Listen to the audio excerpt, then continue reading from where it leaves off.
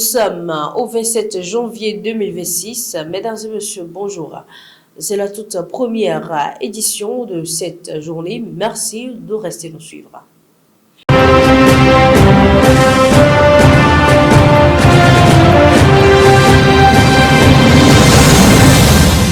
On démarre avec l'Ouganda. Une vive polémique oppose l'armée à l'opposant Bobi Wine après l'agression présumée de son épouse Barbara Kilwangaye, dite Barbie.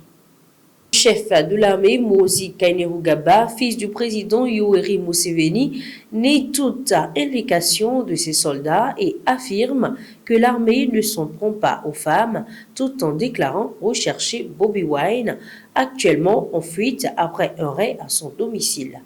L'opposant soutient au contraire que des militaires ont pénétré de force chez lui, violenté sa femme, refusant de livrer son téléphone et saccagé la maison.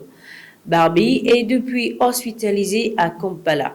Cette affaire s'inscrit dans un climat de tensions accrues alors que Yoweri Museveni marque ses 40 ans au pouvoir. L'opposition, par la voix de la NUP, dénonce une répression politique et des déclarations contradictoires des autorités accusées de menaces et de persécutions contre Bobi Wine et ses proches malgré les démentis officiels. Autre point dans cette session d'information, des experts indépendants de l'Organisation des Nations Unies alertent sur un risque imminent de violence massive contre les civils du Soudan du Sud, en particulier dans l'État de Jonglei, théâtre d'affrontements depuis fin décembre entre l'armée fidèle au président Salva Kiir et les forces du SPLA-IO, loyal à l'ancien vice-président Riek Machar, arrêté fin mars 2025. La Commission sur les droits de l'homme dénonce une escalade dangereuse dans un contexte où le processus de paix est déjà fragilisé. Les propos belliqueux de responsables militaires appelant à écraser la rébellion sans distinction font craindre des atrocités et un embrasement ethnique. La mission de l'ONU, MINUS, condamne également des discours incitant à la violence contre les civils, y compris les plus vulnérables. Face à la situation, l'armée a appelé des populations à évacuer certaines zones. Les experts exhortent la communauté internationale à faire pression pour un retour urgent au dialogue politique, avertissant que la fenêtre d'action se referme rapidement.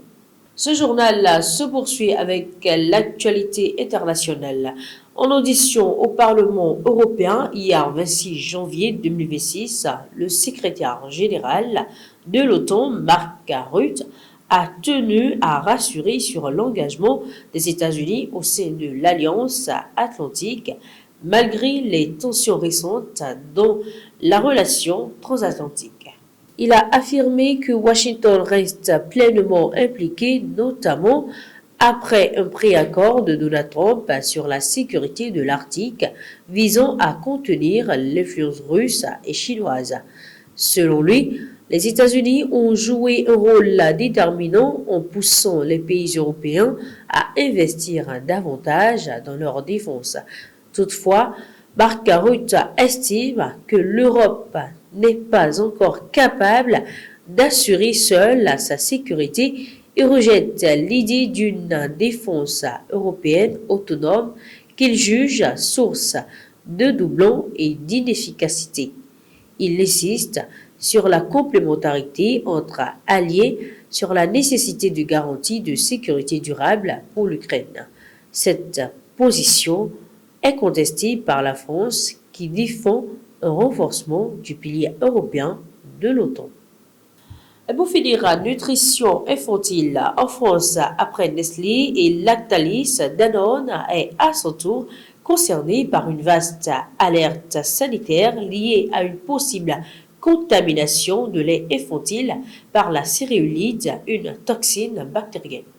Le groupe a annoncé l'extension de ces rappels à plusieurs pays, dont la France, la Belgique et l'Irlande, après une première mesure prise à Singapour.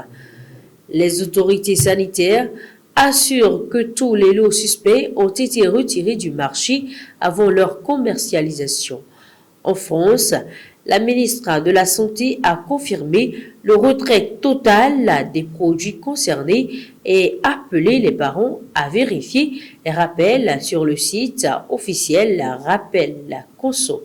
Cette crise survient dans un contexte déjà tendu, marqué par des enquêtes judiciaires après le décès de deux nourrissons ayant consommé des laits rappelés par Nestlé sans lien établi à ce stade.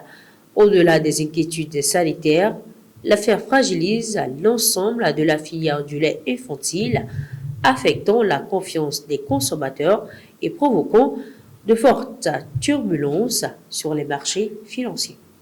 Ce sera tout pour cette première tranche d'informations. Toute l'équipe de Iroko Média Télévision se joint à moi pour vous remercier pour votre fidélité. À très bientôt.